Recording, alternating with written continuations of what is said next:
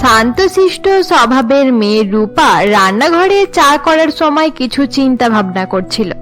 হঠাৎ চা ফুটতে শুরু করে এবং রান্নাঘরের মেঝেতে পড়ে যায়। আরে, এটা কি হয়ে গেল?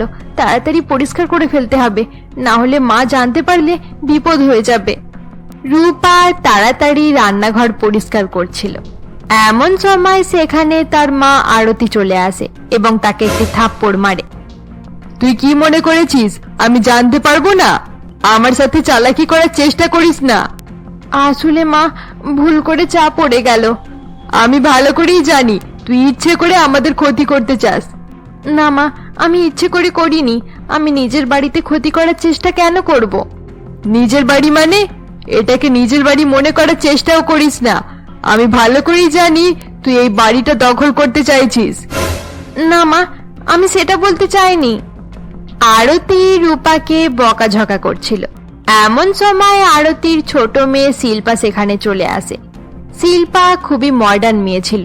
সে সব সময় স্টাইলিশ জামা পরতো। আরে মা, তুমি সকাল সকাল চিৎকার করছো কেন? কি হয়েছে?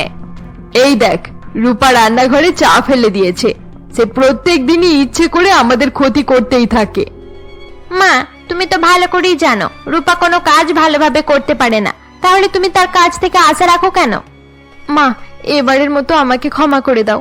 আমি এখনই পরিষ্কার করে দিচ্ছি। তোমরা গিয়ে ডাইনিং রুমে বসো, আমি তোমাদের জন্য ব্রেকফাস্ট নিয়ে যাচ্ছি। এরপর আরতি এবং শিল্পা সেখান থেকে চলে যায়। তাদের চলে যাওয়ার পর রূপা দুঃখী হয়ে নিজের কাজ করতে থাকে। রূপার মা এবং বোন তার সঙ্গে এরকম ব্যবহার কেন করছে, তারা কেন রূপাকে পছন্দ করে না, আমরা কিছু সময়ের মধ্যেই এসব ব্যাপারে জানতে পারবো। কিছু সময় পর রূপা তার মা এবং বোনকে ব্রেকফাস্ট দিয়ে দেয়। রূপা, এবার ভালো করে বাড়ির বাকি কাজগুলো করে দে। সব কাজ ফেলে রেখে খেতে বসে যাস না যেন। এই তো মা, এখনই কাজ শুরু করে দিচ্ছি। এরপর রূপা সেখান থেকে চলে যায় এবং বাড়ির কাজ করতে শুরু করে দেয়। সেদিন বিকেল বেলায় শিল্পা যখন হলরুমে বসেছিল, এমন সময় আরতি তার কাছে যায়। শিল্পা, তাড়াতাড়ি তৈরি হয়ে নে, আমাদেরকে মার্কেটে যেতে হবে। কেন মা, আজ কিছু আছে? নতুন বছর আসছে, তোর বাবা দুবাই থেকে ফিরে আসবে। এবার তোর বাবা 15 দিনের জন্য আসছে। আচ্ছা, তার মানে আমরা শপিং করতে যাব? হ্যাঁ, মার্কেট থেকে তোর বাবার জন্য কিছু নেব, আর তার সাথে আমাদের জন্য কয়েকটা নতুন জামা নিয়ে নেব। আরতি যখন শিল্পাকে এসব কথা বলছিল, এমন সময় রূপা বলে, মা, আমার জামা কাপড় অনেক পুরানো হয়ে গেছে। 2 বছর থেকে নতুন জামা নেওয়া হয়নি। আমার জন্য 2-1টা জামা নিয়ে আসবে? তোর আবার নতুন জামা কেন লাগবে? যেগুলো আছে সেগুলোই ব্যবহার কর। ছিঁড়ে গেলে বলিস ফুটপাত থেকে কম দামের জামা নিয়ে আসবো। আরে মা, রূপা যখন বলছে, তাহলে আমরা তার জন্য কয়েকটা পুরানো জামা নিয়েই আসবো। আমাদের কাছে তো অনেক টাকা আছে। হ্যাঁ হ্যাঁ, টাকা আছে, কিন্তু এই মেয়েটার উপর আমি 1 টাকাও খরচ করতে পারবো না। তুমি ঠিকই বলেছো মা। আচ্ছা মা, বাবা কবে থেকে আমাদের সঙ্গে থাকা শুরু করবে? বাবা তো সব সময় কয়েকদিনের জন্যই আসে আর চলে যায়। এই অপয়া মেয়েটার বিয়ে হয়ে গেলে আমি তোর বাবাকে আর বাইরে যেতে দেব না। কোনো বেকার ছেলে দেখে এই মেয়েটার বিয়ে দিয়ে দেব। তারপর আমি আর তোর বাবা মিলে খুব ধনী পরিবারে তোর বিয়ে দেব। তুমি একদম ঠিকই বলেছো মা। এমনিতেও কোনো ভালো ছেলে রূপাকে বিয়ে করতেই চাইবে না। নিজের মা এবং বোনের কথা শুনে রূপা মনে মনে খুব কষ্ট পায় এবং চুপ করে সেখানেই দাঁড়িয়ে থাকে। রূপাকে দাঁড়িয়ে থাকতে দেখে আরতি বলে, এবার আমাদের মুখের সামনে দাঁড়িয়ে আছিস কেন? যা, গিয়ে বাড়ির কাজ কর। অপয়া মেয়ে কোথাকার, জন্মের সঙ্গে সঙ্গেই নিজের মাকে খেয়ে ফেলেছিস। এবার যেখানে তোর বিয়ে হবে জানি না সেখানে কি ক্ষতি করবি। তুমি একদম ঠিকই বলেছো মা, রূপা একটা অপয়া মেয়ে। কিন্তু মা, আমি তো কিছু করিনি, তাতে আমার কি দোষ? তোর জন্যই সবকিছু হয়েছে। তোর খারাপ কপালের জন্য তোর আসল মা মারা গেছে। আরতির কথা শুনে রূপা কান্নাকাটি করতে থাকে। এখানে আমরা জানতে পারলাম আরতির আসল মেয়ে শিল্পা ছিল এবং রূপা তার সৎ মেয়ে ছিল। আরতি রূপাকে একদমই পছন্দ করত না। রূপা ধনী বাবার মেয়ে হওয়ার সত্ত্বেও সৎ মায়ের কারণে তাকে গরিবের মতোই জীবনযাপন করতে হতো। আরে মা, আমরা রূপার সঙ্গে এরকম ব্যবহার করছি, রূপা যদি এ ব্যাপারে বাবাকে জানিয়ে দেয় তাহলে কি হবে? রূপা কোনোদিনও তার বাবাকে এটা বলবে না। সে ভালো করেই জানে তার কথা শুনে তার বাবার হার্ট অ্যাটাক হয়ে যেতে পারে। কি রে রূপা, তুই কি নিজের বাবাকে বলবি যে আমি তোর উপর অত্যাচার করি? তোর কথা শুনে তোর বাবা যদি মারা যায় তাহলে আমি তোর উপর আরো বেশি অত্যাচার করব। না মা, আমি কোনোদিনও বাবাকে কিচ্ছু বলবো না। রূপা এই বলে কান্নাকাটি করতে করতে সেখান থেকে চলে যায়। এইভাবেই দেখতে দেখতে আরো কয়েকদিন কেটে যায়। একদিন রূপা যখন রান্নাঘরে পরোটা বানাচ্ছিল, এমন সময় আরতি সেখানে যায়। আরে রূপা, তুই পরোটা বানাচ্ছিস কেন? আমি তো তোকে বলেছিলাম আমার জন্য রুটি বানাতে। ডাক্তার আমাকে পরোটা খেতে বারণ করে দিয়েছে। মা, এটা আমার জন্য বানাচ্ছি। কি বললি? তুই নিজের জন্য পরোটা বানাচ্ছিস? তোর সাহস কি করে হলো নিজের জন্য পরোটা বানানোর? মা, সামান্য তেল দিয়েই বানাচ্ছি। শুকনো রুটি খেতে একদম ভালো লাগে না। কি বললি? শুকনো রুটি খেতে ভালো লাগে না? দাঁড়া, এখনই তোকে জব্দ করতে হবে। আরতি এই বলে একটি চামচ গরম করে রূপার হাতে ছ্যাঁকা দিয়ে দেয়। হাতে ছ্যাঁকা দিয়ে দেওয়ায় রূপা কান্নাকাটি করতে শুরু করে দেয়। মা, তুমি কেন এরকম করলে? আমার অনেক কষ্ট হচ্ছে মা। খুব ভালো হয়েছে, তোর সঙ্গে এরকমটাই করা উচিত। আরতি রূপাকে এই কথা বলছিল, এমন সময় দরজার বেল বেজে ওঠে এবং শিল্পা গিয়ে দরজা খোলে। কিছু সময় পর আরতিও দরজার কাছে গিয়ে দাঁড়ায়। আরে বাবা, তুমি তুমি তো আমাদেরকে চমকে দিলে। আরে অজয়, তুমি এত তাড়াতাড়ি চলে এলে কিভাবে? আমি ভাবলাম তাড়াতাড়ি এসে তোমাদেরকে সারপ্রাইজ দেব। কেন, তোমাদের ভালো লাগেনি? ভালো লাগবে না কেন? এরকম সারপ্রাইজ প্রত্যেকদিন দিলেও ভালো লাগবে। আরতি এই বলে চুপ করে দাঁড়িয়ে পড়ে এবং মনে মনে কিছু ভাবতে শুরু করে। রূপার বাবার এই সময়ই আসার ছিল। আমি এই মাত্র রূপার হাত পুড়িয়ে দিয়েছি। সে রান্নাঘরে কান্নাকাটি করছে। অজয় যদি এসব ব্যাপারে জানতে পারে তাহলে তো সর্বনাশ হয়ে যাবে। আরে রূপা কোথায়? তাকে দেখতে পাচ্ছি না কেন? বাবা, সে তো বাড়িতেই আছে। তুমি বসো, এখনই সে চলে আসবে। রূপা, রূপা, তুই কোথায় গেলি? তাড়াতাড়ি আয়, নিজের বাবার সঙ্গে কথা বলবি না? অজয় রূপাকে ডাকাডাকি করতে থাকে। অপরদিকে রূপা রান্নাঘরে দাঁড়িয়ে কান্না থামানোর চেষ্টা করছিল। বাবা আমাকে কান্নাকাটি করতে দেখলে অনেক কষ্ট পাবে, তাই আমাকে নিজেকে সামলে নিতে হবে। এরপর রূপা কান্না থামিয়ে নিজের বাবার কাছে যায় এবং তার বাবাকে গিয়ে জড়িয়ে ধরে। বাবা, তুমি কেমন আছো? আমি তোমাকে অনেক মিস করতাম। আমিও তোর কথা অনেক মনে করেছি রূপা। তুই ভালো আছিস তো? আরে হাত কি করে পড়লো? এটা আসলে না না, কিছু হয়নি। রান্নাঘরে কাজ করতে করতে হাত পুড়ে গেছে। তুই এত কাজ করিস কেন? নিজের ভালোভাবে খেয়াল রাখ। তাছাড়া তোর বাবার এত টাকা থাকায় তোকে কাজ করতে হবে কেন? বাবা, আমরা রূপাকে অনেকবার বারণ করেছি, কিন্তু রূপা আমাদের কোনো কথাই শোনে না। সে নিজের থেকেই কাজ করতে চলে যায়। আরে হ্যাঁ হ্যাঁ অজয়, আমি রূপাকে বারণ করলেও সে জোর করে কাজ করতে চায়। হ্যাঁ আমি জানি, রূপা ছোটবেলা থেকেই এরকম। কিন্তু রূপা, বাড়ির কাজের সঙ্গে সঙ্গে নিজের খেয়ালটাও রাখা দরকার। তুই নিজের অবস্থা অনেক খারাপ করে নিয়েছিস। তাছাড়া তুই এরকম পুরানো জামা কাপড় পরেছিস কেন? আরে অজয়, আমি রূপাকে অনেকবার বলেছি শিল্পার মতো ভালো ভালো জামা কাপড় পরতে, কিন্তু রূপা সাধারণভাবে থাকতেই বেশি পছন্দ করে।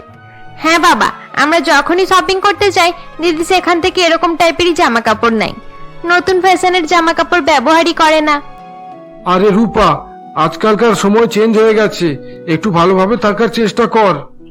ঠিক আছে বাবা। আচ্ছা তুমি বসো, আমি তোমার জন্য জল নিয়ে আসছি। আরে না না রূপা, তোকে কষ্ট করে যেতে হবে না। তুই বাবার সঙ্গে বসে একটু গল্প কর, আমি জল নিয়ে আসছি। সাথে সবার জন্য চাও বানিয়ে আনবো। তবে তুই চাইছিস যখন, তাহলে আমার সঙ্গে রান্নাঘরে চল, একটু সাহায্য করে দিবি।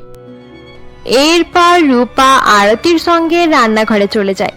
রান্নাঘরে যাওয়ার সঙ্গে সঙ্গে আরতি রূপাকে একটি থাপ্পড় মারে। যদি বাবার সামনে কোনো কথা বলিস তাহলে তোর জন্য অনেক খারাপ হয়ে যাবে। আমি কিছু বলবো না মা, বলার থাকলে আগেই বলে ফেলতাম। কথাটা মনে থাকে যেন, এতেই তোর আর তোর বাবার জন্য ভালো হবে।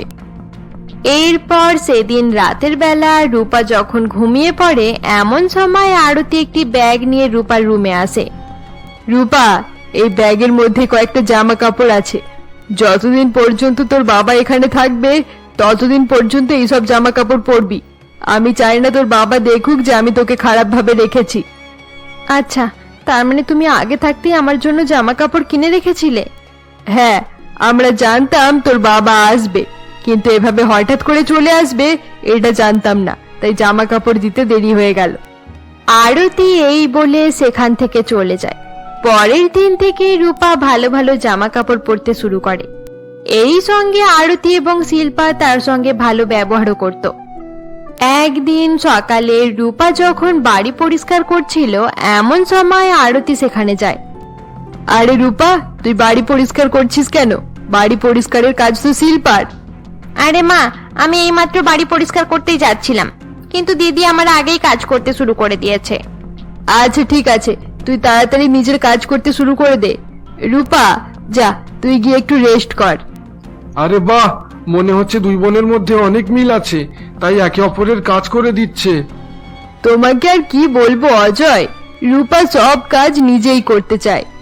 আমার রূপা অনেক সাদাসিধে মেয়ে, সে প্রথম থেকে বাড়ির কাজ করতে পছন্দ করে। আমি রূপাকে অনেকবার বলেছি যে বাইরে একটু ঘুরতে যা, কিন্তু রূপা কোথাও যেতেই চায় না, সব সময় বাড়িতেই পড়ে থাকে। হ্যাঁ বাবা, তুমি দিদিকে একটু বোঝাও। হ্যাঁ ঠিক আছে, বলে দেব, কিন্তু তার আগে আমাকে কিছু খেতে দেওয়ার ব্যবস্থা কর। আরে হ্যাঁ, আমি সবার জন্যই ব্রেকফাস্ট করতে যাচ্ছি। আরতি এই বলে রান্নাঘরে চলে যায় এবং সেখানে গিয়ে কিছু ভাবতে শুরু করে। জানি না অজয় আর কতদিন থাকবে, তার জন্য আমাকে এত নাটক করতে হচ্ছে। একদিনেই আমার অবস্থা খারাপ হয়ে যাচ্ছে। আরতি রাগী অবস্থায় রান্না করতে থাকে। অপরদিকে শিল্পা বাড়ি পরিষ্কার করতে করতে কিছু ভাবছিল। বাবার জন্য আমাকে বাড়ি পরিষ্কার করতে হচ্ছে। আমি কত ভালোভাবে ছিলাম, মা শুধু শুধু আমাকে ডেকে বাড়ি পরিষ্কারের কাজে লাগিয়ে দিল। শিল্পা এসব কথা ভাবতে ভাবতে বাড়ি পরিষ্কার করছিল। অপরদিকে রূপা নিজের বাবার সঙ্গে বসে বসে গল্প করছিল। রূপা, তুই ঠিক আছিস তো? এখানে তোর কোনো রকম সমস্যা নেই তো? সবকিছু খুব ভালোভাবেই চলছে বাবা, তোমার আসার পরে আরো বেশি ভালো লাগছে। আমিও এখানে এসে অনেক খুশি। আমি যতদিন এখানে আছি সকলে মিলেমিশে খুব আনন্দ করব। বাবা, আর তোমাকে দুবাই যেতে হবে না, তুমি এখানে থেকে যাও না। তুই চিন্তা করিস না রূপা, এই শেষবার যাচ্ছি, পরের বার যখন আসবো তারপর থেকে সারা জীবন একসঙ্গে থাকবো। বাবার কথা শুনে রূপা অনেক খুশি হয়ে যায়। এভাবেই দিন কাটতে থাকে। রূপা মাঝে মাঝে শিল্পার সঙ্গে ঘুরতে যেত এবং তারা শপিং মল, গার্ডেন এবং আরো অনেক জায়গায় ঘোরাঘুরি করে বাড়ি ফিরে আসতো। এভাবেই দেখতে দেখতে 20 দিন কেটে যায়। একদিন সকলে যখন হল রুমে বসেছিল এমন সময় রূপার বাবা বলে, 15 দিনের জন্য এসেছিলাম, কিন্তু দেখতে দেখতে 20 দিন কেটে গেল, কিছু বুঝতে পারলাম না। এবার আমাকে চলে যেতে হবে। বাবা, তুমি আরো কয়েকদিন থেকে যাও না, তুমি চলে গেলে আমার ভালো লাগবে না। আমার থাকলে চলবে না রূপা, কালকের জন্য ফ্লাইটের টিকিট বুকিং হয়ে গেছে, আমাকে চলে যেতে হবে। তুমি বাড়ি ফিরলে কত তাড়াতাড়ি দিন কেটে যায় বোঝাই যায় না। আচ্ছা ঠিক আছে, তোমরা কথা বলো, আমি একটা কাজ করে আসছি। শিল্পা, তুই আমার সঙ্গে আয়, আমাকে একটু সাহায্য করে দিবি। আর শিল্পা, আমাদের প্ল্যানের ব্যাপারে সবকিছু মনে আছে তো? কিছু সময় পর রূপাকে নিয়ে বেরিয়ে পড়িস। ঠিক আছে মা, আমি রূপাকে বলে দিচ্ছি। এরপর শিল্পা রুম থেকে বেরিয়ে পড়ে এবং হল রুমে রূপার কাছে যায়। আরে রূপা, আজ আমাকে জন্মদিনের পার্টিতে যেতে হবে, তুমি আমার সঙ্গে চলো। 1 ঘন্টা পর শিল্পা এবং রূপা বাড়ি থেকে বেরিয়ে পড়ে। শিল্পা রূপাকে নিয়ে একটি ক্লাবে যায়। শিল্পা, আমার এখানে ভালো লাগছে না, এখানে অনেক হইচই হচ্ছে। তুই কোনোদিনও পার্টিতে যাসনি, তাই তোর এরকম মনে হচ্ছে। পার্টি এভাবেই হয়। আচ্ছা ঠিক আছে, এই নে জুসটা খেয়ে নে। না না, আমি এসব খাবো না, এসব আমার ভালো লাগে না। আরে তুই চিন্তা করিস না, এটা কোল্ড ড্রিঙ্ক, খেয়ে নে, ভালোই লাগবে। শিল্পা এই বলে রূপাকে ড্রিঙ্ক করিয়ে দেয়। ড্রিঙ্ক করার পর রূপার নেশা হয়ে যায়। শিল্পা, আমার কেমন একটা হচ্ছে, তুই আমাকে কি খাইয়েছিস? আরে কিছু হয়নি তোর, আমার সঙ্গে চল, এখনই সব ঠিক করে দিচ্ছি। শিল্পা এই বলে রূপাকে নিয়ে বাথরুমে যায় এবং তার জামা কাপড় চেঞ্জ করে তাকে একটি ছোট জামা পরিয়ে দেয়। রূপার অতিরিক্ত নেশা হয়ে যাওয়ায় রূপা কিছুই বুঝতে পারে না। এরপর শিল্পা একটি ফোন করে। হ্যালো সূর্য, তাড়াতাড়ি এসো, রূপাকে ক্লাব থেকে আমাদের বাড়ি পর্যন্ত পৌঁছে দাও। কিছু সময় পর এক ছেলে সেখানে আসে এবং রূপাকে তার গাড়িতে তুলে নেয়। ততক্ষণ পর্যন্ত রূপা অজ্ঞান হয়েই ছিল। কিছু সময় পর সেই ছেলেটি রূপাকে তার বাড়িতে পৌঁছে দেয়। রূপার বাবা তার এরকম অবস্থা দেখে অবাক হয়ে যায়। আরে এসব কি? কে তুমি? আমাদের রূপার কি হয়েছে? আসলে আন্টি, রূপা অনেক বেশি ড্রিঙ্ক করে নিয়েছে, তাই অজ্ঞান হয়ে গেছে। ক্লাবে থাকলে কোনো রকম সমস্যা হবে, তাই আমি বাড়িতে পৌঁছে দিলাম। এই দেখো অজয়, তোমার মেয়েটা আমাদের মান সম্মান সব শেষ করে দিল। এরপর সেই ছেলেটি সেখান থেকে চলে যায়। রূপার এরকম অবস্থা দেখে তার বাবা প্রচন্ড রেগে যায়। আমি তো ভাবতে পারছি না যে আমার মেয়ে এরকম করতে পারে। এত ছোট জামা কাপড় পরে নেশা করে বাড়ি ফিরেছে। অজয় এসব কথা বলছিল এমন সময় শিল্পা বাড়ি ফিরে আসে। বাবা, মা, রূপা কি বাড়ি ফিরে এসেছে? আরে শিল্পা, তুই আর রূপা তো একসঙ্গে গিয়েছিলিস, তাহলে এভাবে আলাদা হয়ে গেলি কিভাবে? আরে হ্যাঁ মা, রূপা আমার সঙ্গে ছিল, কিন্তু তারপর হঠাৎ একটা ছেলের সঙ্গে কোথায় চলে গেল, আমি দেখতেই পেলাম না। তার মানে যেই ছেলেটা রূপাকে বাড়িতে রাখতে এলো ওটাই সেই ছেলে ছিল। এসব কি হচ্ছে এখানে? আমি তো কিছুই বুঝতে পারছি না। আসলে অজয়, রূপা প্রথম থেকে এরকমই ছিল। শুধুমাত্র তোমার খারাপ লাগবে বলে আমি তোমাকে এসব ব্যাপারে কিছুই জানাইনি। তাছাড়া তোমাকে এসব কথা বললে তুমি ভাবতে আমি সৎমা, তাই রূপার ব্যাপারে খারাপ খারাপ কথা বলছি। মা একদম ঠিকই বলছে বাবা, রূপা সবসময় বন্ধুদের সঙ্গে পার্টি করে আর রাত রাত পর্যন্ত বাইরে থাকে। হ্যাঁ অজয়, তোমার মেয়ে সব সময় কোনো না কোনো ছেলের সঙ্গে বাড়ি ফেরে। তোমাকে বললে তুমি কোনোদিনও আমার কথা বিশ্বাস করতে না। তুমি মনে করতে তোমার মেয়ে অনেক সাদা সিধে। এই মেয়েটা আমার বিশ্বাস ভেঙে দিয়েছে। কাল আমি ওর সঙ্গে দেখা না করে এয়ারপোর্টে চলে যাব। আমি ওর মুখ দেখতে চাই না। আচ্ছা অজয়, এটা ঠিক কথা যে মেয়েটা তোমাকে অনেক কষ্ট দিয়েছে, কিন্তু সেটা আমাদের মেয়ে, তাই তার বিয়ে দেওয়া আমাদের কর্তব্য। তুমি কি তার জন্য কোনো ছেলে দেখবে, নাকি আমি কোনো ছেলে দেখে তার বিয়ে দিয়ে দেব? আমি সেই ব্যাপারে কোনো কথা বলতে চাই না। তুমি নিজেই তার বিয়ে দিয়ে দাও। আচ্ছা ঠিক আছে, আমি তাহলে কোনো ভালো ছেলে দেখে তার বিয়ের ব্যবস্থা করছি। একটা কথা বারবার বলে আমার মাথা খারাপ করো না। আমি ঘুমোতে যাচ্ছি। রূপার বাবা এই বলে নিজের রুমে চলে যায়। তার চলে যাওয়ার পর শিল্পা বলে, আরে মা, আমাদের প্ল্যান তো একদম ভালোভাবে কাজ করেছে। তুই একদম ঠিকই বলেছিস শিল্পা, আমরা যেরকমটা ভেবেছিলাম ঠিক সেরকমটাই হয়েছে। এবার এমন জায়গায় মেয়েটার বিয়ে ঠিক করব যে এই মেয়েটা সারা জীবন কান্নাকাটি করতে বাধ্য হয়ে যাবে। পরের দিন সকালে রূপার বাবা এয়ারপোর্টের উদ্দেশ্যে রওনা হয়ে যায়। অপরদিকে রূপা ঘুম থেকে উঠে দেখে সে অনেক ছোট জামা কাপড় পরে আছে। নিজের এরকম অবস্থা দেখে রূপা অবাক হয়ে যায়। এরপর রূপা নিজের মায়ের কাছে যায়। আরে মা, আমি শিল্পার জামা কাপড় পরে আছি কেন? কে আমাকে এরকম জামা কাপড় পরিয়েছে? একটু ভালোভাবে ভেবে নে, সবকিছু বুঝতে পেরে যাবি। হ্যাঁ, আমার মনে পড়েছে, কাল রাতে শিল্পা আমাকে নেশা করিয়ে দিয়েছিল। শিল্পা, এসব তুই কি করেছিস? তুই একদম ঠিকই ভেবেছিস রূপা, আমি তোকে নেশা করিয়ে এরকম জামা কাপড় পরিয়েছি। এগুলো করে আমি তোকে বাবার চোখে খারাপ করতে চেয়েছিলাম। তার মানে বাবা আমাকে এই জামা কাপড়ে দেখেছে? আরে হ্যাঁ, দেখেছে। তাছাড়া তোর সঙ্গে যে ছেলেটা এসেছিল তাকেও দেখেছে। তোর বাবা এটাও বলে দিয়েছে আর কোনোদিনও তোর মুখ দেখবে না। একমাত্র বাবাই তো আমাকে সাপোর্ট করতো, তোমরা তাকেও আমার থেকে দূরে করে দিলে। তোমরা আমাকে একদম একা করে দিলে। তুই একদম ঠিকই বলেছিস, এবারে তুই একা। না, আমি এটা কখনই হতে দেব না। বাবা কোথায়? আমি এখনই তার কাছে যাব। এবার তো এটা আর সম্ভব নয়, তোর বাবা এয়ারপোর্টে চলে গেছে। আমি এখনই বেরিয়ে পড়ছি, সন্ধ্যাবেলায় বাবার ফ্লাইট আছে, তার আগে আমি তার কাছে পৌঁছে যেতে পারবো। এরপর রূপা তাড়াতাড়ি নিজের রুমে যায় এবং জামা কাপড় চেঞ্জ করে হল রুমে আসে। আমি যাচ্ছি, বাবার কাছে গিয়ে তাকে সবকিছু জানিয়ে দেব। আমি নিজেকে বাবার চোখে খারাপ হতেই দেব না। আমরা থাকতে সেটা আর সম্ভব নয় রূপা। তুই এখান থেকে কোথাও যেতে পারবি না। মা একদম ঠিক কথাই বলেছে, আমরা তোমাকে এই বাড়ির বাইরে যেতে দেব না। শিল্পা যখন এসব কথা বলছিল এমন সময় আরতি গিয়ে দরজা লক করে দেয়। মা প্লিজ আমাকে যেতে দাও, আমাকে বাবার কাছে যেতে হবে। যদি তোকে যেতে দেওয়ারই থাকতো তাহলে আমরা এত কষ্ট করে প্ল্যান কেন বানাতাম? চুপচাপ নিজের রুমে যা।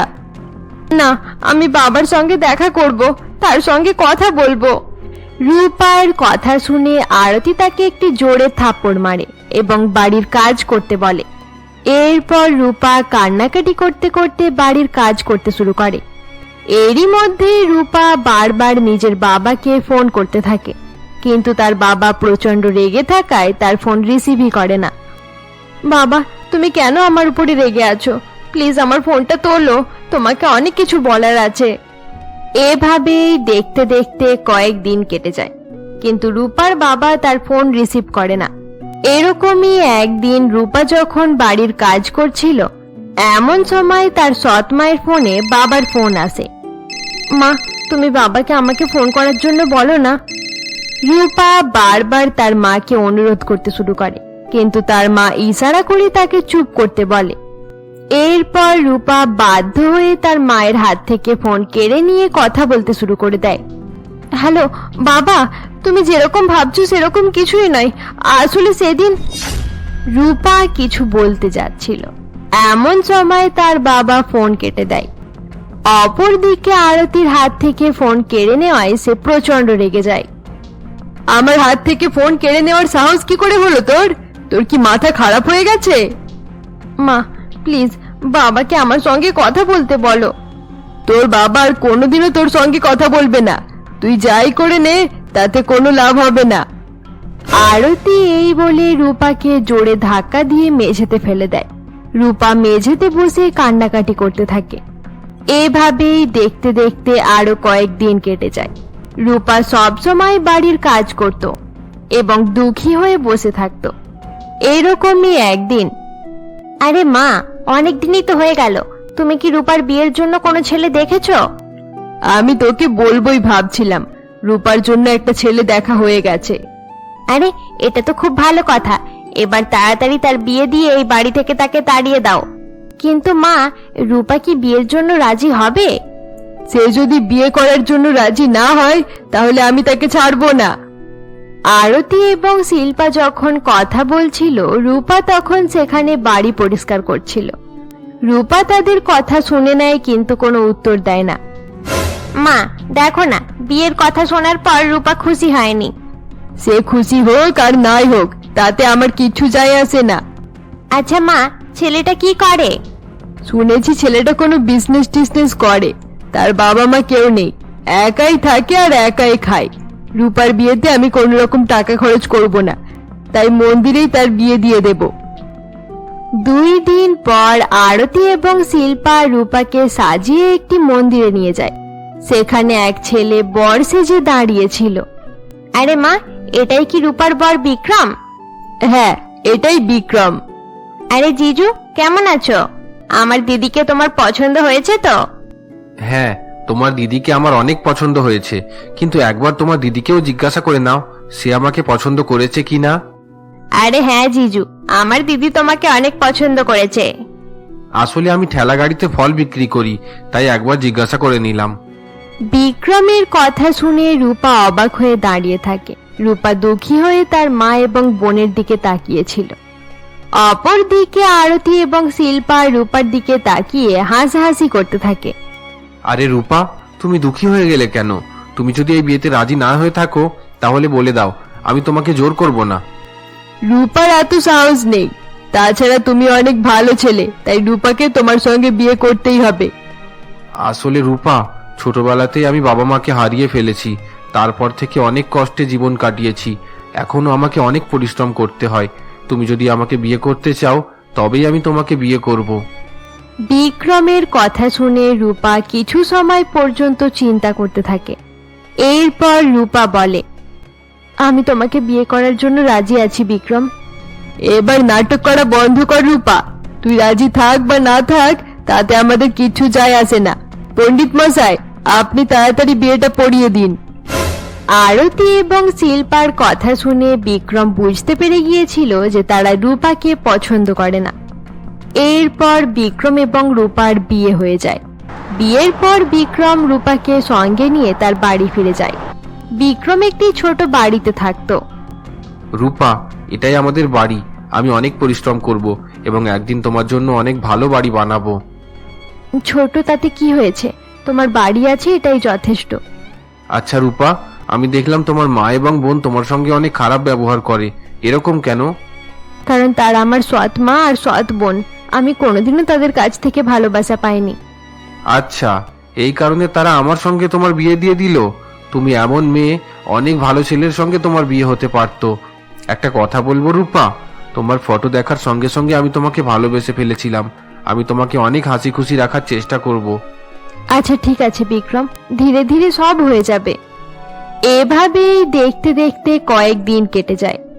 একদিন রূপা যখন বাড়িতে বসেছিল এমন সময় বিক্রম বাইরে থেকে সেখানে আসে। রূপা, আজ আমি অনেক হ্যাপি। তুমি জানো, আমার বিক্রি অনেক বেড়ে গেছে। তোমার আসার পর থেকে এসব হচ্ছে। তুমি আমার জন্য অনেক লাকি। বিক্রম, তুমি অনেক ভালো। তুমিও অনেক ভালো রূপা, আমি তোমাকে অনেক ভালোবাসি। বিক্রম রূপাকে অনেক ভালোবাসায় রূপা অনেক খুশি ছিল। কিন্তু এখনো রূপার মনে একটা দুঃখ ছিল যে তার বাবা তার সঙ্গে কথা বলতো না। রূপা বারবার তার বাবাকে ফোন করার চেষ্টা করত, কিন্তু তার বাবা ফোন কেটে দিত। এভাবেই দেখতে দেখতে 1 মাস কেটে যায়। বিক্রম, এখানে আসার 1 মাস হয়ে গেছে। ভাবছি একবার গিয়ে মা আর বোনের সঙ্গে দেখা করে আসি। হ্যাঁ ঠিক আছে, চলো, আমি তোমাকে ছেড়ে দেব। না, তোমাকে যেতে হবে না, আমি একাই চলে যাব। মা আর শিল্পা কোনোদিনও ফোন করে না। তাতে কি হয়েছে, তুমি গিয়ে দেখা করে নাও। হয়তো এখন পর্যন্ত তারা বদলে গেছে। হ্যাঁ, ওটা ভেবেই আমি দেখা করতে যাওয়ার সিদ্ধান্ত নিয়েছি। হয়তো সেখানে গেলে বাবার সঙ্গেও দেখা হয়ে যেতে পারে। রূপা এই বলে বাড়ি থেকে বেরিয়ে পড়ে এবং মায়ের বাড়ির দিকে রওনা হয়ে যায়। কিছু সময় পর রূপা তার মায়ের বাড়ি পৌঁছে যায়, কিন্তু আরতি তাকে দেখার সঙ্গে সঙ্গে দরজা বন্ধ করে দেয়। মা, দরজা খোলো, আমি তোমার সঙ্গে দেখা করতে এসেছি। চলে যায় এখান থেকে, আমি কারোর সঙ্গে দেখা করতে চাই না। এরকম করে বলো না মা, বিয়ের পর থেকে একবারও তোমাদের সঙ্গে দেখা হয়নি, তাই আমি তোমার সঙ্গে দেখা করতে এসেছি। তাছাড়া বাবাও আমার ফোন রিসিভ করছে না। একবার বাবার সঙ্গে আমার কথা বলিয়ে দাও। তুই বাইরে দাঁড়িয়ে চেঁচামেচি করতে থাক, আমি আর তোকে উত্তর দিতে পারবো না। এরপর আরতি এবং শিল্পা হল রুমে গিয়ে বসে পড়ে। রূপা বাড়ির বাইরে দাঁড়িয়ে দরজা নক করতে থাকে, কিন্তু কোনো উত্তর পায় না। শেষে বাধ্য হয়ে রূপা নিজের বাড়ি ফিরে যায়। রাতে বিক্রম বাড়ি ফিরে রূপাকে দুঃখী দেখে বলে, সকলের সঙ্গে দেখা করে চলে এলে? সবাই কেমন আছে? তাছাড়া বাবার সঙ্গে কথা হয়েছে? তারা আমাকে দেখার সঙ্গে সঙ্গে দরজা বন্ধ করে দিয়েছে। আমি অনেক রিকোয়েস্ট করেছি, কিন্তু তারপরেও কেউ দরজা খোলেনি। তুমি চিন্তা করো না রূপা, আমি তোমার সঙ্গে আছি। রূপা এই বলে কান্নাকাটি করতে থাকে। রূপাকে কাঁদতে দেখে বিক্রম তাকে জড়িয়ে ধরে। এভাবেই দেখতে দেখতে আরো কয়েকদিন কেটে যায়। বিক্রম খুব ভালোভাবেই রূপার খেয়াল রাখতো। এরই সঙ্গে বিক্রমের দোকান ভালোভাবে চলতে থাকে। এরকমই একদিন বিক্রম যখন তার ফলের ঠেলা নিয়ে দাঁড়িয়েছিল, এমন সময় আরতি এবং শিল্পা সেখানে যায়। এই ফলগুলো কিরকম দাম? আরে মা, আপনি এখানে? আপনি ফলের দাম জিজ্ঞাসা করছেন কেন? আপনার যা দরকার এখান থেকে নিয়ে নিন। আমাকে মা বলতে হবে না, সামান্য গরিব ফলওয়ালা আবার আমাকে মা বলছে। আরে আপনি এরকম করে বলছেন কেন? শিল্পা, তুমি মাকে কিছু বোঝাও না। এক্সকিউজ মি, নিজের মুখ বন্ধ করে রাখো। আমি মাকে বোঝাতে যাব কেন? আমরা তোমাদের সঙ্গে কোনো রকম সম্পর্কই রাখতে চাই না। নিজের যোগ্যতা ভুলে যেও না তুমি। আমরা শুধু রূপার বিয়ে দিয়ে তাকে বাড়ি থেকে তাড়াতে চাইতাম, তাই তোমার সঙ্গে তার বিয়ে দিয়ে দিলাম। আমাদের সঙ্গে বেশি আত্মীয়তা দেখানোর চেষ্টা একদম করবে না। এরপর আরতি এবং শিল্পা সেখান থেকে চলে যায়। এভাবেই দেখতে দেখতে আরো কয়েকদিন কেটে যায়। একদিন শিল্পা এবং আরতি যখন বাজারে যায়, তখন তারা সেখানে বিক্রমের ফলের ঠেলা গাড়ি দেখতে পায় না। আরে মা, এখান থেকে বিক্রমের ঠেলাগাড়িটা কোথায় গেল? মনে হচ্ছে তার ব্যবসা বন্ধ হয়ে গেছে, তাতে আমাদের কি? আরে মা, একটু খোঁজ নিয়ে দেখা দরকার। যদি তার ব্যবসা খারাপ হয়ে গিয়ে থাকে তাহলে আমি পার্টি করব। আরতি এবং শিল্পা যখন কথা বলছিল এমন সময় আরতি একটি ছোট দোকান দেখতে পায়। বিক্রম সেখানে বসে ফল বিক্রি করছিল। আরে আরে ওই দেখ, ওই ভিখিরিটা আবার দোকান নিয়ে ফেলেছে রে। আরে মা, আমরা তো ভেবেছিলাম ছেলেটা বসা বন্ধ করে দিয়েছে, কিন্তু সে তো একটা ছোটখাটো দোকানই নিয়ে ফেললো। তাতে কি হয়েছে, দোকানটা তো অনেক ছোট, এই দোকানে বেশি বিক্রি হবে না। তাছাড়া এই দোকানে আমি নজর লাগিয়ে দিচ্ছি, খুব তাড়াতাড়ি এদের সর্বনাশ হয়ে যাবে। আরতি এবং শিল্পা দাঁড়িয়ে দাঁড়িয়ে এসব কথা বলতে থাকে। অপরদিকে রূপা বাড়িতে বসে কান্নাকাটি করে এবং বারবার তার বাবাকে ফোন করতে থাকে। বাবা, প্লিজ আমার ফোনটা রিসিভ করে নাও। তুমি কেন আমার সঙ্গে কথা বলতে চাও না? কত মাস হয়ে গেছে তোমার সঙ্গে কথা হয়নি। এখন তো আমার বিয়েও হয়ে গেছে, একবার আমার সঙ্গে কথা বলে নাও। রূপা কান্নাকাটি করতে করতে এসব কথা বলছিল। এমন সময় বিক্রম সেখানে চলে আসে। আর কান্নাকাটি করো না রূপা, তোমার সৎ মা তোমার বাবার সামনে তোমাকে খারাপ করে দিয়েছে। তবে তুমি চিন্তা করো না, আস্তে আস্তে সবকিছু ঠিক হয়ে যাবে। পরের দিন সকালে রূপা আবার তার মায়ের সঙ্গে দেখা করতে তাদের বাড়িতে পৌঁছায়। রূপা সেখানে গিয়ে দেখে বাড়ি খুব ভালোভাবে সাজানো হয়েছে। আরে, বাড়ি এত ভালোভাবে সাজানো হয়েছে কেন? তাছাড়া মনে হচ্ছে বাড়িতে অনেক অতিথি আছে, একবার ভেতরে গিয়ে দেখি। রূপা এই বলে দরজার কাছে যেতেই তার সৎ মা সেখানে এসে তাকে আটকে দেয়। তুই এখানে আবার কি করতে এসেছিস? তাড়াতাড়ি এখান থেকে চলে যা, না হলে চাকরকে ডেকে ধাক্কা মেরে তাড়িয়ে দেব। আরতি এভাবে রূপাকে অপমান করে সেখান থেকে তাড়িয়ে দেয়। এভাবে দেখতে দেখতে আরো কয়েকদিন কেটে যায়। এরকমই একদিন বিক্রম এবং রূপা একটি ফুচকার দোকানের সামনে দাঁড়িয়ে ফুচকা খেতে থাকে। তুমি আমাকে ক্ষমা করে দিও রূপা, আমি তোমাকে বেশি সময় দিতে পারছি না। সময় কিভাবে দেবে? এখন তোমার কাজের চাপও অনেক বেশি। ধীরে ধীরে আমরা অনেক উন্নতি করছি। রূপা এবং বিক্রম যখন কথা বলছিল এমন সময় পেছন থেকে কেউ রূপার কাঁধে হাত দেয়। রূপা পেছন ফিরে তাকাতেই অবাক হয়ে যায়। রূপা দেখে তার সৎ মা সেখানে দাঁড়িয়ে রয়েছে এবং তার সঙ্গে শিল্পা খুব সুন্দর একটি শাড়ি পরে রয়েছে। আরে মা, আর শিল্পা, তোমরা? শিল্পা, তোর কি বিয়ে হয়ে গেছে? তোকে খুব সুন্দর দেখাচ্ছে। সুন্দর তো লাগবেই। এই দেখো, আমি কত দামি শাড়ি পরে আছি। এই গহনাগুলোও দেখো, তুমি জীবনে এরকম গহনা দেখোনি। রূপাকে দেখিয়ে কোনো লাভ হবে না শিল্পা, রূপা যেমন ভিখিরি ছিল এখনো সেরকমই আছে। আপনারা যখন রূপাকে পছন্দ করেন না, তাহলে তাকে পেছন থেকে ডাকলেন কেন? তুমি চুপ করে থাকো, আমাদের মাঝে বেশি কথা বলতে হবে না। আমি রূপাকে আমার শাড়ি আর গহনা দেখানোর জন্যই ডেকেছি। আমি রূপাকে দেখাতে চাইছিলাম অনেক ধনী পরিবারে আমার বিয়ে হয়েছে। দেখ না, এরা সামান্য ফুচকার দোকানে দাঁড়িয়ে ফুচকা খাচ্ছে। চল, আমরা রেস্টুরেন্টে গিয়ে খাওয়া দাওয়া করব। এরা হয়তো জানে না যে আমার জামাই বাবাজির রেস্টুরেন্ট আছে। এরপর আরতি এবং শিল্পা সেখান থেকে চলে যায়। এতদিন পর তাদের সঙ্গে দেখা হয়ে যাওয়ায় রূপা মনে মনে অনেক খুশি ছিল। এরপর রূপা এবং বিক্রম তাদের বাড়ি ফিরে যায়। অপরদিকে শিল্পা বেশ কিছু সময় পর্যন্ত তার মায়ের সঙ্গে ঘোরাফেরা করার পর শ্বশুর বাড়ি ফিরে যায়। শিল্পার বর বিজনেস করত এবং অনেক ধনী মানুষ ছিল। শিল্পা তার মায়ের সঙ্গে বাড়ি ফিরলে তার বর তাকে বলে, তোমরা দুই মা মেয়ে কোথায় গিয়েছিলে? আসলে আমি মাকে নিয়ে একটু ঘুরতে বেরিয়েছিলাম। এই শহর তোমাদের জন্য নতুন নয় যে সারাদিন ঘুরে বেড়াবে, তোমরা আগেও এখানেই থাকতে। আরে জামাই বাবাজি, বিয়ের পর মেয়ে আর মা আরো বেশি বেশি একসঙ্গে থাকতে চাই। এত যদি মেয়ের সঙ্গে থাকতে ইচ্ছা করে তাহলে নিজের মেয়েকে নিয়ে বাড়ি চলে যান, এখানে বারবার আসতে হবে না। আমি আবার কখন বারবার এলাম? আরে সূর্য, তুমি মায়ের সঙ্গে এত খারাপ ভাবে কথা বলছো কেন? কারণ এটা আমার বাড়ি, আমি বেশি মানুষের মাঝে থাকতে পছন্দ করি না। তাছাড়া আমি কারোর সঙ্গে বেশি কথাও বলতে চাই না। আরে তুমি এত রাগ করো না, আমি তো চলেই যাচ্ছিলাম। আচ্ছা ঠিক আছে শিল্পা, তুই নিজের খেয়াল রাখিস, আমি আসি। এরপর আরতি সেখান থেকে চলে যায়। সূর্য অহংকারী প্রকৃতির মানুষ ছিল। সে তার বাড়িতে এবং জীবনে কারোর কোনো রকমের বাধা দেওয়া পছন্দ করত না। অপরদিকে সময়ের সঙ্গে সঙ্গে বিক্রমের ব্যবসা আরো বাড়তে থাকে এবং বিক্রম একটি বড় দোকান নিয়ে ফলের ব্যবসা চালাতে শুরু করে। বিক্রম এবং রূপা দুজনে একসঙ্গে দোকানে থাকতে শুরু করে। এরকমই একদিন, সত্যি রূপা, তুমি আমার জন্য অনেক লাকি। আমাদের ব্যবসা অনেক ভালোভাবে চলছে।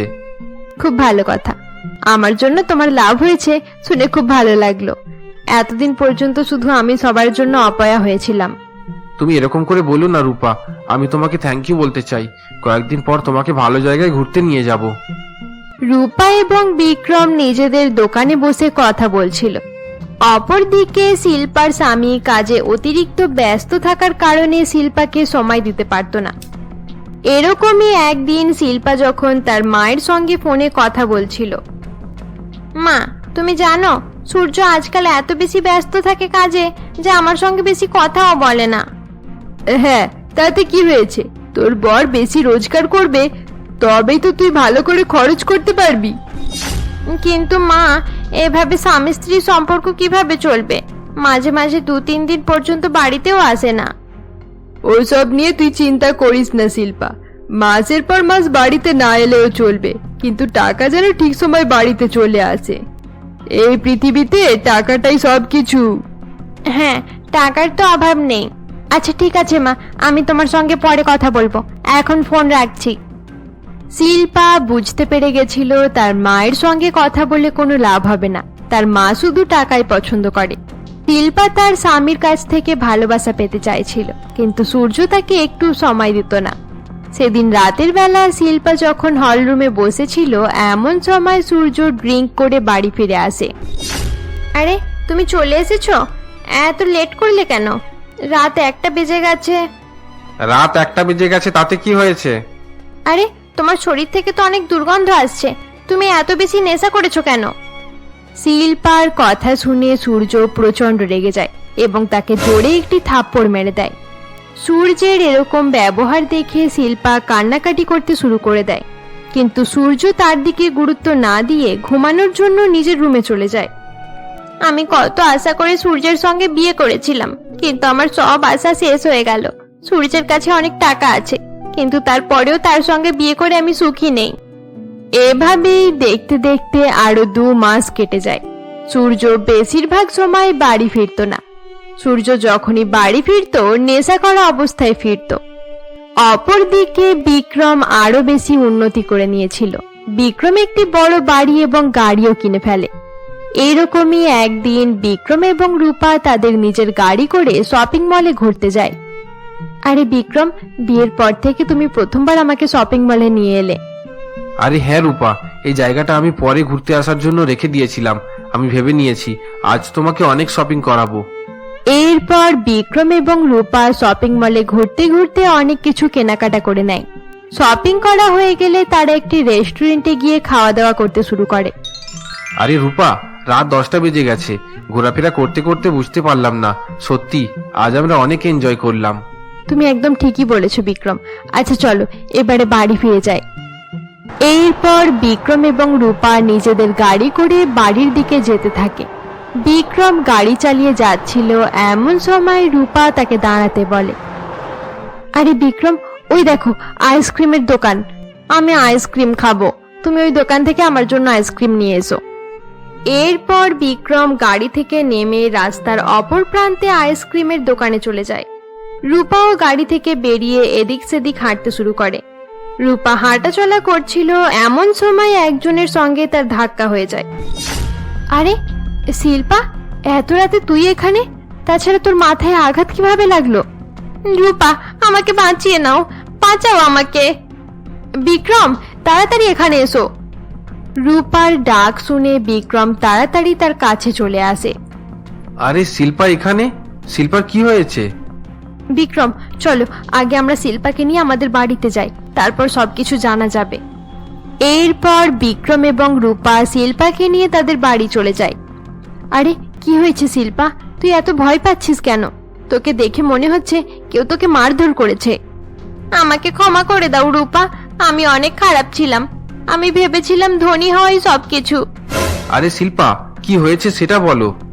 আমার স্বামী অনেক খারাপ, সব সময় নেশা করে বাড়ি ফেরে আর আমাকে অনেক মারধর করে। দেখো আমার কি অবস্থা করে দিয়েছে। আমি তার থেকে বাঁচার জন্য পালিয়ে যাচ্ছিলাম। কিন্তু শিল্পা, তুই মাকে এসব কথা জানাসনি কেন? মা তোর বরকে বুঝিয়ে বলতো। মাকে অনেকবার বলার চেষ্টা করেছি, কিন্তু মা আমার কোনো কথাই শোনে না। মা শুধু টাকা পয়সা নিয়েই চিন্তা করে। কিন্তু এবার আমি বুঝতে পেরে গেছি টাকা পয়সাই সবকিছু নয়। এরপর রূপা শিল্পার মাথায় ব্যান্ডেজ করে দেয়। পরের দিন সকালে রূপা তার সৎ মাকে ফোন করে এসব কথা জানিয়ে দেয়। আরতি সবকিছু শুনে অনেক ভয় পেয়ে যায় এবং রূপার বাড়িতে পৌঁছায়। শিল্পার অবস্থা দেখে আরতিও কান্নাকাটি করতে শুরু করে দেয়। আরতি যখন রূপাদের বাড়িতে ছিল এমন সময় রূপার বাবা ফোন করে। আরে আরতি, আমি বাড়ি ফিরে এসেছি। আমাদের বাড়িতে তালা লাগানো কেন? তুমি কোথায়? আমি রূপার বাড়িতে আছি। তুমি তার বাড়িতে কি করতে গেলে? এই মুহূর্তে বাড়ি ফিরে এসো। না, আমি বাড়ি যাব না, তুমি এখানে চলে এসো। আমি সব কথা তোমায় বলছি। আমি তোমার হাত জোড় করছি, তুমি এখানে চলে এসো।